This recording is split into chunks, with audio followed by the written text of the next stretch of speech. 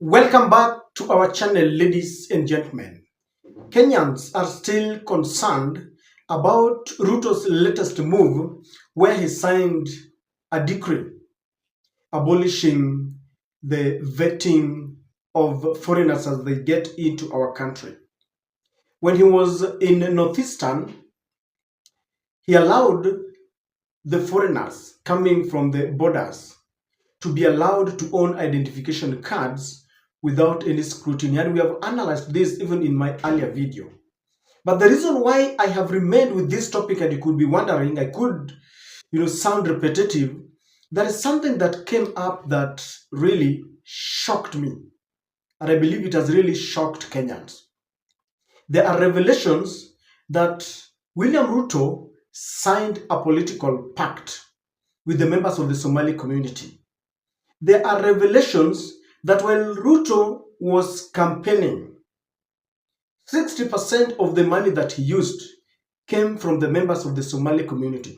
Those are not my words. E.C. Moshene, a member of parliament from the counties in Northeastern, has told off Kenyans who are criticizing William Ruto's move to sign that decree that has abolished scrutiny of members of the Somali community. And he's saying that they played a big role in Ruto's presidency. And he's telling Kenyans, you brought the numbers and we brought the money. It is not about the numbers. He's telling them, you might think that we have a small number. And I think he was answering to Gachagua, who recently said that Ruto is now going to dish development projects and goodies in Northeastern, yet they did not vote for him.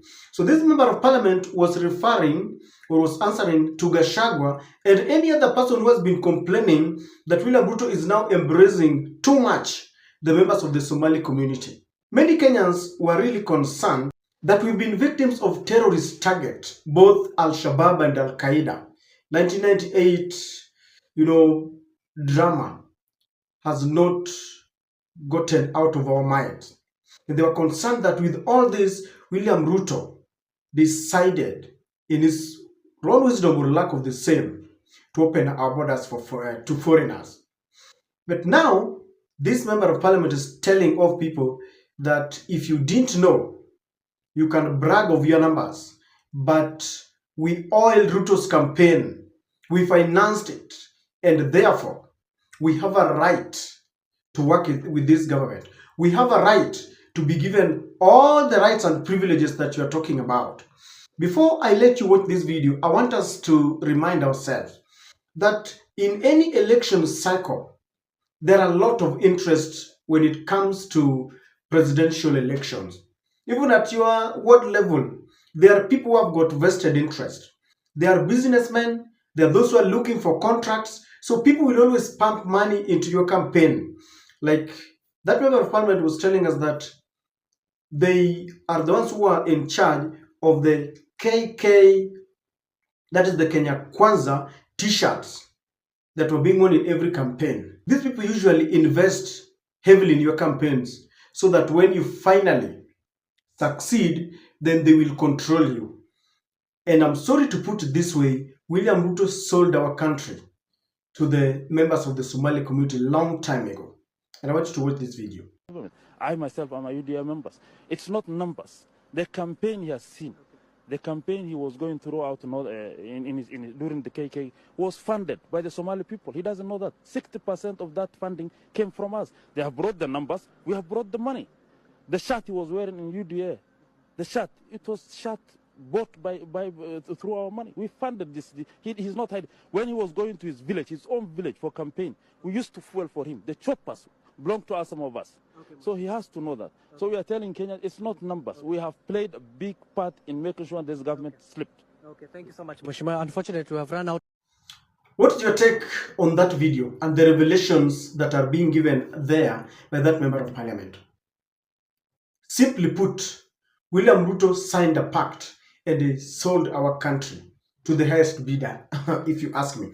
And why do I believe that William Ruto sold our country? I have watched William Ruto's presidency And I've realized that in his very short term in the office, William Ruto has compromised three things. William Ruto has compromised our rich culture to the Western machination. William Ruto has subjected the whole country to the dictates of the West and part of the international institutions. I've got a feeling from where I am that before William Ruto got to power, he might have signed a pact with the different people. Of course, we all witnessed how William Ruto signed a pact with women, with teachers, county governments, the Kenya police, and he was promising them all that. But those were in full glare of the camera. But there seems to have been some secret pact that he signed, and those were the serious that he wants to implement. Because we've seen him negate every promise that he gave to Kenyans. But now we are realizing that when some people were oiling his campaigns, there must have been some promises that he gave to them. That is why I will still repeat that the most sensitive part of our security has been subjected to the members of the Somali community. You can challenge me and you will tell me who is the head of DCI,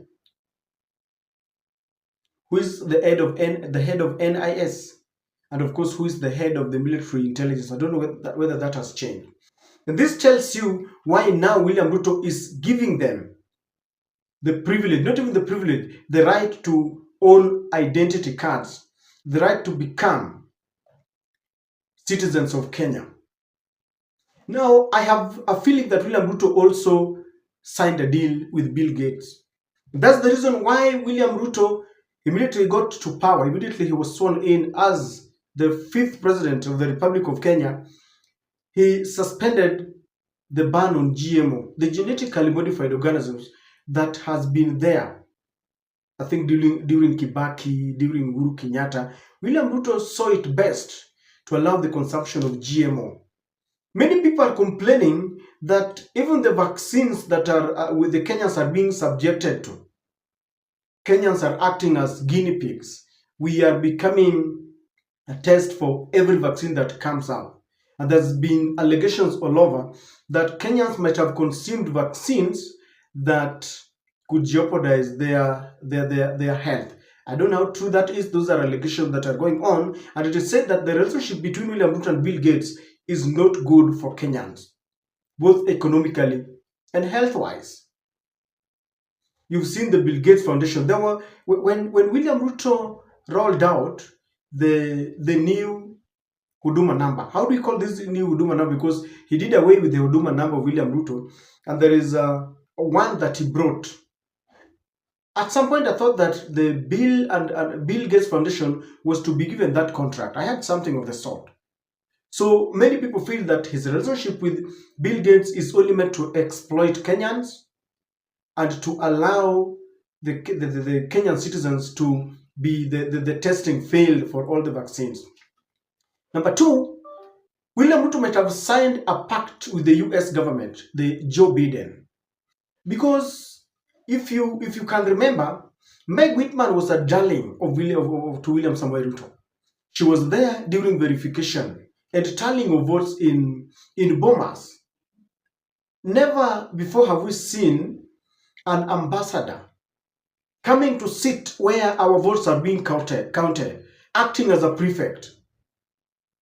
From where I sit, I still believe that it is Meg Whitman acting on behalf of Joe Biden and the US government that aided Ruto's victory to become the president. That is how William Ruto took our policemen to Haiti. That is how William Ruto also signed a deal and accepted to work with the Bretton Woods institutions like the World Bank and the IMF, abolishing all the subsidies that Uhuru had put in place, and he embraced taxes. Courtesy of all those taxes, the Kenyan civil servant is feeling the heat, the pain, and the burden of the taxes, courtesy of a signed pact. And that's why I want to submit to you very humbly that from where I sit, in my very considered opinion, William Ruto sold this country long time ago before he became the president of the country. That is why life has become so burdensome. That's why investors are running away. That is why we have GMO in the country. And that is how William Ruto allowed the LGBTQ through the back door. I have continued to mention this. And so when I hear a member of a Somali community telling us that we should not criticize their relationship with William Ruto because they oiled his campaign, they cannot invest in Ruto's campaign without any promise of a very huge return. And so it beholds one to ask whether William Ruto really cares for this country. All that he cares for is his own benefits. He's the president for self-aggrandizement. And as I said earlier, to him, Kenya is not bigger than any individual. He's bigger than Kenya.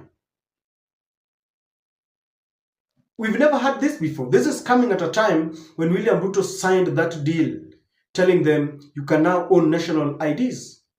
And indeed, they are going to help William Ruto in 2027. Because once they have been allowed to own identification cards and they become Kenyan citizens, you cannot control their numbers.